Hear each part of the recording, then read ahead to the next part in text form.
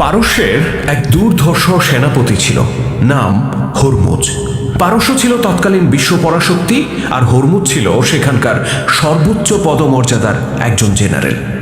একদিন এক যুদ্ধে ইসলামের সেনাপতি হযরত খালিদ বিন ওয়ালিদ রাদিয়াল্লাহু তাআলা আনহুকে দ্বৈত যুদ্ধের চ্যালেঞ্জ করে হরমুজ।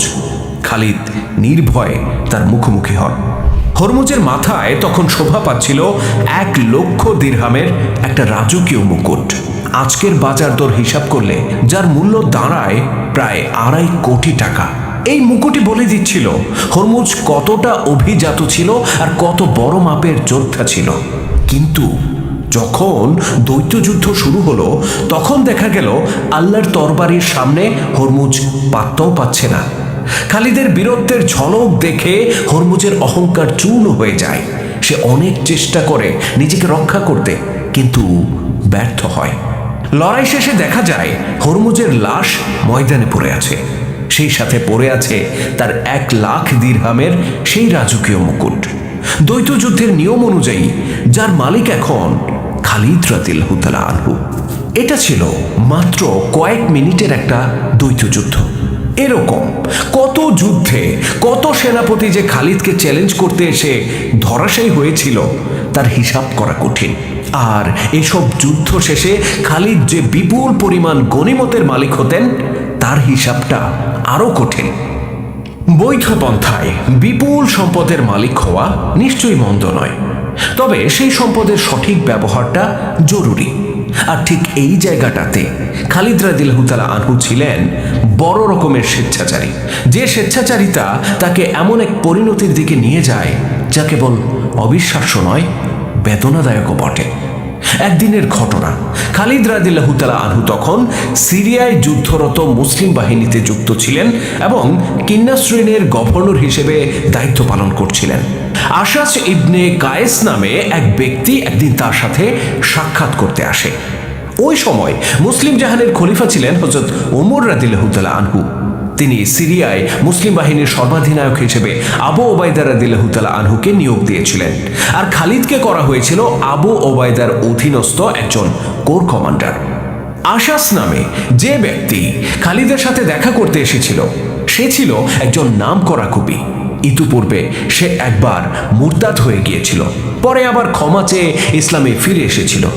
লোকটি খালিদের সাথে সাক্ষাৎ করে একটা চমৎকার কবিতা আবৃত্তি করে। কবিতা জুড়ে ছিল কেবল খালিদের প্রশংসা। একে তো নিজের প্রশংসা, তাও আবার কবিতার ছন্দে ছন্দে। খালিদ এতটাই মুগ্ধ হন যে গুনে গুনে 10,000 দিরহাম তাকে উপহার দিয়ে দেন। এরকম খুশি হয়ে কাউকে উপহার দেয়া খুবই স্বাভাবিক ঘটনা, কিন্তু প্রশংসাকারী যখন হয় অতীতের মুরতাদ, আর সেই খবর যখন পৌঁছে যায় খলিফা ওমর রাদিয়াল্লাহু তাআলা আনহুর দরবারে, তখন আর বিষয়টা স্বাভাবিক থাকে না। ওমর রাদিয়াল্লাহু তাআলা আনহু নিজে অত্যন্ত সাদামাটা জীবনযাপন করতেন এবং অপচয়কে তিনি ভীষণ অপছন্দ করতেন। উপরন্তু আরো বেশ কিছু ঘটনায় তিনি খালিদ বিন ওয়ালিদের প্রতি আগে থেকেই বেশ বিরক্ত ছিলেন, যা ইতিহাসের পাঠকেরা ভালো করেই জানেন। তো খলিফা যখন শুনলেন খালিদ এইভাবে অপচয় করে যাচ্ছে আর নিজের প্রশংসা শুনে এমন ব্যক্তিকেও উপহার দিচ্ছে যারা একসময় মুরতাদ ছিল, তখন তিনি বিষয়টা বরদাস্ত করতে পারলেন না। সাথে সাথে তিনি সেনাপতি আবু ওবায়দাকে চিঠি লিখলেন। তাতে নির্দেশ দিলেন, খালিদকে সবার সামনে হাজির করো, তার পাগড়ি ক্যাপ খুলে ফেলো, তাকে জিজ্ঞাসা করো সে আশাজকে যে অর্থ দিয়েছে তা নিজের পকেট থেকে নাকি রাষ্ট্রের সম্পদ থেকে। যদি রাষ্ট্রের সম্পদ থেকে হয় তাহলে সে অবশ্যই অপরাধী, আর যদি নিজের পকেট থেকে হয় তবু সে অপচয়ের দোষে দুষ্ট। তাকে বরখাস্ত করো এবং তার সমস্ত দায়িত্ব বুঝে নাও। খলিফার এই নির্দেশ যেন সঠিকভাবে বাস্তবায়ন হয়, সেজন্য খলিফা তার চিঠির সাথে একজন বিশ্বস্ত ব্যক্তিকে সিরিয়ায় পাঠাতে চাইলেন। তিনি এই কাজের জন্য ইসলামের প্রথম মুয়াজ্জিন হযরত বেলাল রাদিয়াল্লাহু তাআলা আনহুকে মনোনীত করলেন। সিরিয়ার ইমেসায় পৌঁছে বেলাল রাদিয়াল্লাহু তাআলা আনহু পত্রটি আবু ওবায়দা রাদিয়াল্লাহু তাআলা আনহুর কাছে হস্তান্তর করেন। আবু ওবায়দা তো পত্র পাঠ করে বিস্ময়ে বিহ্বল হয়ে পড়লেন। তিনি বিশ্বাসই করতে পারছিলেন না যে খালিদের এমন পরিণতি হতে পারে। কিন্তু খলিফার নির্দেশ বলে কথা, যা উপেক্ষা করার কোনো সুযোগ ছিল না। তিনি খালিদকে খবর পাঠালেন, যত দ্রুত সম্ভব আমার সাথে সাক্ষাৎ করুন। খবর পেয়ে খালিদ রাদিয়াল্লাহু তাআলা আনহু ছুটে আসলেন। তিনি হয়তো ভেবেছিলেন তার জন্য নতুন কোনো অ্যাসাইনমেন্ট অপেক্ষা করছে, কিন্তু আবু ওবায়দার মুখে তিনি যা শুনলেন তার জন্য তিনি মোটেও প্রস্তুত ছিলেন না। আবু ওবায়দা বললেন, আপনি আশরাজকে যে উপহার দিয়েছেন তার জন্য খলিফা আপনাকে অভিযুক্ত করেছেন। এ ব্যাপারে আপনার কি মন্তব্য? খালিদ নির্বাক দাঁড়িয়ে রইলেন। মনে হচ্ছিল তিনি কথা বলার শক্তিটুকুও হারিয়ে ফেলেছেন। একসময় নীরবতা ভেঙে তিনি বললেন, আমি এখনই এ ব্যাপারে কোনো মন্তব্য করতে চাই না। আগে আমি আমার বোন ফাতেমার সাথে পরামর্শ করতে চাই। আবু ওবায়দা রাদিয়াল্লাহু তাআলা আনহু তাকে অনুমতি দিলেন। খালিদের বোন ফাতেমা তখন সিরিয়াতেই থাকতেন। তিনি তার বাসায় গিয়ে সবকিছু খুলে বললেন এবং পরামর্শ চাইলেন। ফাতিমা বললেন, আল্লাহর কসম, তুমি অপরাধ স্বীকার করলেও ওমর তোমাকে ক্ষমা করবেন না। এবার তিনি নিশ্চয়ই তোমাকে বরখাস্ত করবেন। খালিদ বললেন, তুমি ঠিকই বলেছ।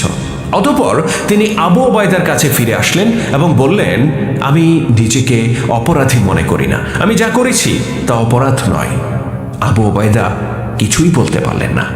খলিফা যে এরই মধ্যে তার শাস্তি নির্ধারণ করেছেন এবং তাকে বরখাস্ত করার নির্দেশ দিয়েছেন তা খালিদকে বলাটা জরুরি ছিল, কিন্তু আবু ওবায়দা কোনো ভাষাই খুঁজে পেলেন না। বেশ কিছুক্ষণ নীরব থাকার পর তিনি খালিদকে নিয়ে এক জায়গায় উপস্থিত হন যেখানে বেশ কিছু মুসলিম সমবেত হয়েছিল। সেখানে এক কোনায় একটা উঁচু জায়গা ছিল। আবু ওবায়দা ও খালিদ সমাবেশের দিকে মুখ করে তার উপর বসে পড়লেন। আবু ওবায়দার এক পাশে বসলেন হযরত বেলাল রাদিয়াল্লাহু তাআলা আনহু। কয়েকটা মিনিট সম্পূর্ণ নীরবে কেটে যায়। উপস্থিত জনতা এই সমাবেশের উদ্দেশ্য কি সে সম্পর্কে কিছুই জানত না। এমনকি খালিদও জানতেন না ঠিক কি ঘটতে চলেছে। বেলাল রাদিয়াল্লাহু তাআলা আনহু এ সময় আবু ওবায়দার দিকে তাকালেন। তিনি আশা করছিলেন আবু ওবায়দাই বিষয়টি উপস্থাপন করবেন, কিন্তু আবু ওবায়দা রাদিয়াল্লাহু তাআলা আনহু মুখ ফিরিয়ে নিলেন। তার জীবনের সোনালী সময়টুকু কেটেছে খালিদের সাথে। কখনো তিনি নিজে খালিদের অধীনে ছিলেন, আবার কখনো খালিদ তার অধীনে ছিল। দুজনে একসাথে কত যুদ্ধে, কত স্মৃতির সাথী হয়েছেন। কতবার জীবনের মায়া ত্যাগ করে তারা একসাথে আল্লাহর পথে লড়াই করেছেন। আজকে তার কাছে খালিদের চেয়ে প্রিয় মানুষ আর কে হতে পারে? খলিফার নির্দেশে তিনি যতটুকু প্রয়োজন করেছেন, বাকিটা এখন বেলালকেই করতে হবে। বেলাল রাদিয়াল্লাহু তাআলা আনহু আবু ওবায়দার এই মনোভাব বুঝতে পারলেন। তিনি দাঁড়িয়ে খালিদের দিকে মুখ করে উপস্থিত সবাই শুনতে পারে এমনভাবে বললেন, ওহে খালিদ, আপনি আশরাজকে যে 10,000 দিরহাম দিয়েছেন এটা নিজের পকেট থেকে নাকি সরকারি সম্পদ থেকে? খালিদ রাদিয়াল্লাহু তাআলা আনহু আহত দৃষ্টিতে বেলালের দিকে তাকালেন। তিনি বিশ্বাস করতে পারছিলেন না তাকে এভাবে জনতার সামনে বিচারের মুখোমুখি হতে হবে। বেলাল রাদিয়াল্লাহু তাআলা আনহু পুনরায় প্রশ্নটি জিজ্ঞেস করলেন। মনে হলো যেন খালিদ রাদিয়াল্লাহু তাআলা আনহু কিছুই শুনতে পাচ্ছেন না। আরো কয়েক মিনিট অপেক্ষা করে কোনো উত্তর না পেয়ে বেলাল খালিদের কাছে গেলেন। তিনি বললেন, এটা আমিরুল মুমিনিনের নির্দেশ। কথাটা বলতে বলতে তিনি খালিদের মাথা থেকে ক্যাপ ও পাগড়ি খুলে ফেললেন। তারপর তিনি আবার জানতে চাইলেন, আপনার বক্তব্য কি? ওই অর্থ কি সরকারি সম্পদ থেকে দিয়েছেন? খালিদ বললেন, কখনোই না, আমি নিজের পকেট থেকে দিয়েছি। এই উত্তর পেয়ে বেলাল রাদিয়াল্লাহু তাআলা আনহু খালিদের ক্যাপ ও পাগড়ি আবার নিজের হাতে পরিয়ে দিলেন। অসহায়ত্ব প্রকাশ করে তিনি বললেন, আমরা আমাদের খলিফার নির্দেশ মান্য করি। এরপর তিনি নিজের জায়গায় গিয়ে বসে পড়লেন। কয়েক মিনিটের জন্য পিন পতন নীরবতা বিরাজ করল। আবু ওবায়দা, বেলাল সবাই নিচের দিকে তাকিয়ে বসে রইলেন। কারো মুখে কথা বলার মতো শক্তি অবশিষ্ট ছিল না। তারা কল্পনাও করতে পারেননি আজকের দিনটার মতো এমন দিন তাদের জীবনে আসবে। কিছুক্ষণ নীরবে বসে থাকার পর খালিদ রাদিয়াল্লাহু তাআলা আনহু ধীরে ধীরে উঠে দাঁড়ালেন। তিনি ছিলেন বিব্রত, হতবিহ্বল। এখন পর্যন্ত তিনি জানেন না তাকে বরখাস্ত করা হয়েছে কিনা। আবু ওবায়দাকে জিজ্ঞেস করলে হয়তো উত্তরটা পাওয়া যেত, কিন্তু খালিদ রাদিয়াল্লাহু তাআলা আনহু তাকে আর বিব্রত করতে চাইলেন না। কিছু জিজ্ঞাসা না করেই ধীরে ধীরে তিনি